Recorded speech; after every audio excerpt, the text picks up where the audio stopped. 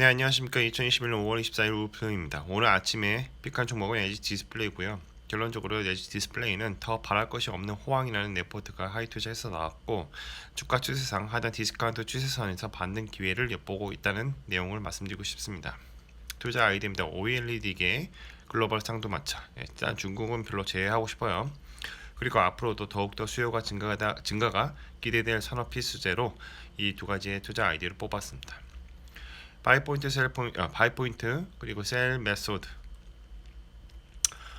좀 장표를 추가했는데 어떤 부분에서 매수를 할 것이고 어떤 부분에서 매도를 할 것이냐, 프림 구간을 닫고 이 빨간 선을 닫고 내려올 때는 매도를 하는 거고요. 디스카운트 구간 이 파란색 선에서 닫고 반등을 했을 때 매수를 하는 것입니다.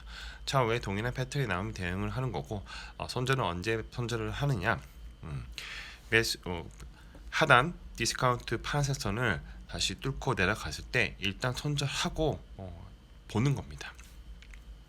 모든 기준은 일봉 150선과 300선을 좀 기준으로 두고 있습니다.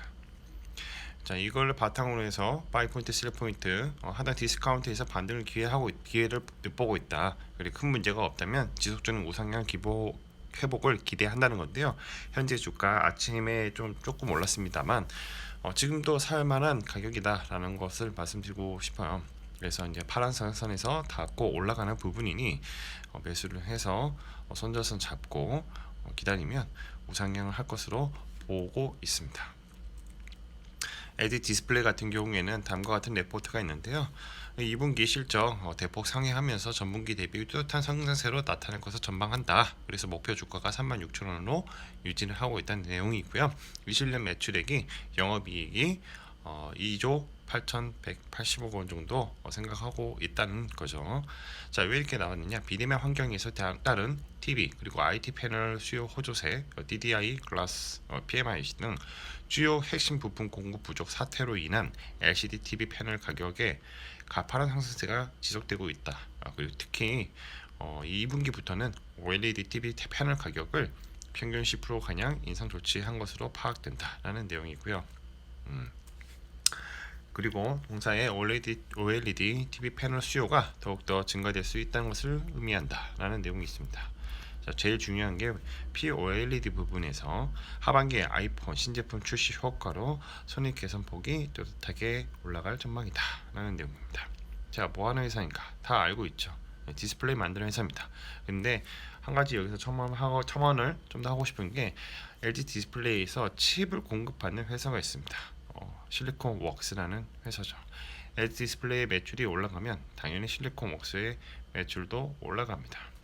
근데 이제 좀 최근에 이제 LX 그룹으로 실리콘 웍스가 떨어져 나가면서 이제 다변화를 하고 있는데요. 뭐 삼성에도 들어가고 중국에 있는 디스플레이 들어가고 다양한 뭐 PMIC나 이런 칩 개발도 실리콘 웍스에서 하고 있습니다. 물론 LG향 매출이 좀 크기 때문에 같이 염두에서 보시면 괜찮을 것 같습니다. 자, 그래서 저의 코멘트는 기술의 LG 아직 죽지 않았다는 겁니다. 특히 아이폰 13용 OLED도 삼성 LG가 공급을 한다는 뉴스가 최근에 나왔죠. BOE는 승인을 못 받았다는 내용. 그러면 삼성과 LG의 디스플레이 매출이 크게 늘어날 것으로 기대를 해봅니다. 서버스토리입니다. 한미 정상회담 5월 22일 공동声明 요약 내용 외. 자, 첫 번째, 한미 양문과 미래 기술 공유를 통해서 한국 기업들이 400억 달러에 그리고 44조 원에 미국에 투자할 것입니다. 뭐 삼성은 파운드리, LG는 전기 자동차 배터리 생산 라인, 현대는 이제 전기 자동차 생산과 충전 인프라 확충, SK는 이제 실리콘밸리 인공지능 랜드 솔루션 연구개발센터, 그리고 한미 동맹은 대만의 평화와 안정을 지켜낼 것. 이거 보면서 중국이 당연히 기분이 나빠할 거예요. 대놓고 중국 얘기는 안 했지만 때문에 제가 며칠 전에도 화장품과 게임에 관련된 종목은 매도 의견을 냈습니다. 더 올라갈 거라고 기대하지 말고 혹시 모르니까 매도를 하자. 한한령이 좀 더 강화된다면 뭔가 중국에 대한 보복이 또 예상되기 때문에 일단 피하고 보는 것도 나쁘지 않죠. 미얀마 민주화 운동 지원할 것, 그리고 이제 한미 미사일 지침 전면 해제할 것, 그리고 한국과 미국은 해외 원자력 발전소 건설 수주에 협력할 것, 한국과 미국은 백신 등 의료품 공급에 협력할 것이라는 내용입니다. 이번 주 증시 일정은 24일 오늘은 비대면 외시 할인 쿠폰 다들 한 번씩 받으셨을 거예요. 공지를. 현대차 아이오닉5 쇼케이스, 중앙은행 디지털 화폐 모의 실험, 영국 용역 사업자 입찰 이런 내용이었고, 내일 25일은 네이버 AI 나오라고 해서 관련주들이 한번 부각이 받을 수 있다고 생각합니다. 수요일은 마이크로소프트 MS 빌드 온라인 이런 행사가 있고, 신규 상장 제주 맥주와 지인 시스템, 그리고 코리아 핀테크 위크가 있는 행사가 있는 날입니다. 27일 목요일은 P4G라고 해서 서울 정상회의 포럼인데 ESG와 녹색성장 관련된 종목이 좀 부각을 받을 수 있다고 생각하고요. 미국 1분기 GDP 수정치가 발표하는 날입니다. 5월 금통이 한국은행에서 뭔가 이제 의사록이 발표가 될 것 같고요. 28일은 좀 중요한 내용인데 MSCI 지수 재조정 리밸런싱 하는 날입니다. 이미 3일 전부터 매수를 좀 들어가서 또 수요일부터 관련 증시가 좀 출렁일 수도 있고요. 아니면 금요일날 한꺼번에 매수 매도가 이루어져서 리밸런싱을 할 수도 있겠죠.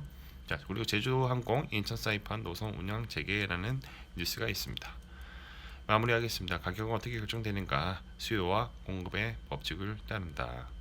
주가는 펀더멘털에 따라서 상승과 하락을 하는데 어떤 특정한 뉴스나 공시 이슈가 발생을 하게 되면 리얼 옵션의 가치의 반영이 시작이 된다는 거죠.